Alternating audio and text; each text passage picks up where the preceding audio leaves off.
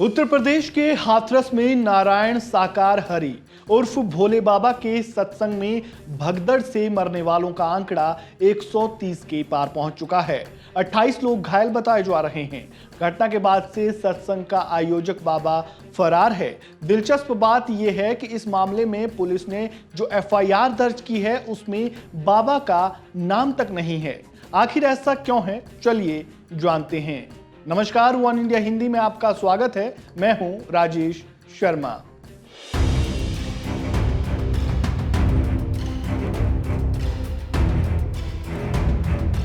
हाथरस के सिकंदराराव में सत्संग के बाद भगदड़ से हुई मौतों के मामले में अब शासन प्रशासन एक्शन में आ गया है।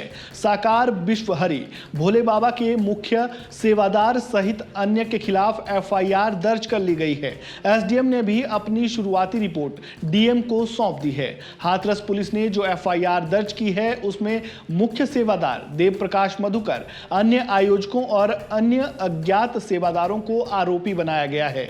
नारायण साकार हरि उर्फ भोले बाबा का नाम आरोपियों में नहीं है।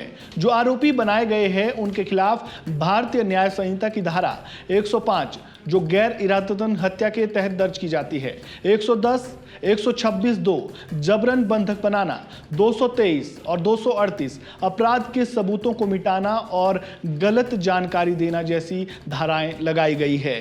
इस एफआईआर में क्या है, चलिए अब जरा ये जान लेते हैं।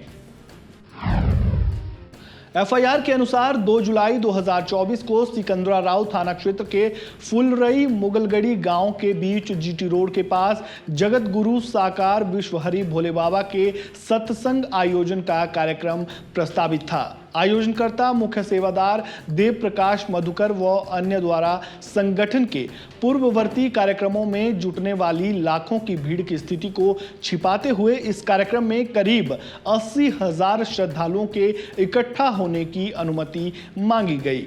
इसके आधार पर पुलिस प्रशासन द्वारा भीड़ की सुरक्षा, शांति व्यवस्था और यातायात प्रबंधन किया गया।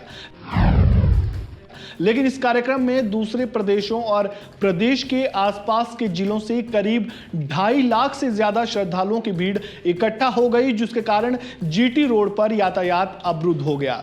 उधर कार्यक्रम के मुख्य प्रवचनकर्ता सूरजपाल उर्फ भोले बाबा के प्रवचन के उपरांत अपनी गाड़ी में सवार होकर कार्यक्रम स्थल से निकले। करीब 2 बजे श्रद्धालुओं ने उनकी गाड़ी के गुजरने वाले मार्ग से धूल समेटना शुरू कर दिया।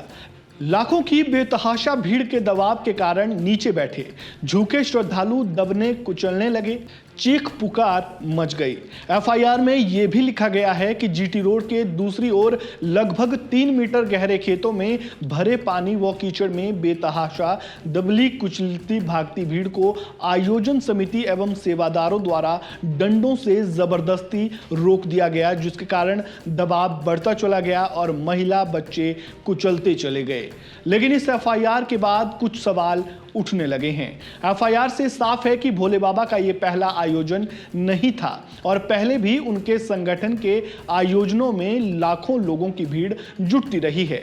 सवाल यह है कि जब एफआईआर में यह लिखा जा रहा है कि आयोजककर्ताओं ने संगठन के पूर्ववर्ती कार्यक्रमों में जुटने वाली लाखों की भीड़ की स्थिति को छिपाते हुए इस कार्यक्रम में करीब 80,000 श्रद्धालुओं के इकट्ठा होने की अनुमति मांगी थी, तो अधिकारियों ने परमिशन कैसे दी? क्या उन्हें नहीं पता था कि लाखों की भीड़ जुटेगी? इसकी जिम्मेदारी आखिर कैसे तय हुई? एफआईआर पढ़ने पर साफ लग रहा है कि पुलिस मुस्तैदी से अपनी जिम्मेदारी निभा रही थी। दोषी अगर कोई है तो वो आयोजनकर्ता और सेवादार ही थे।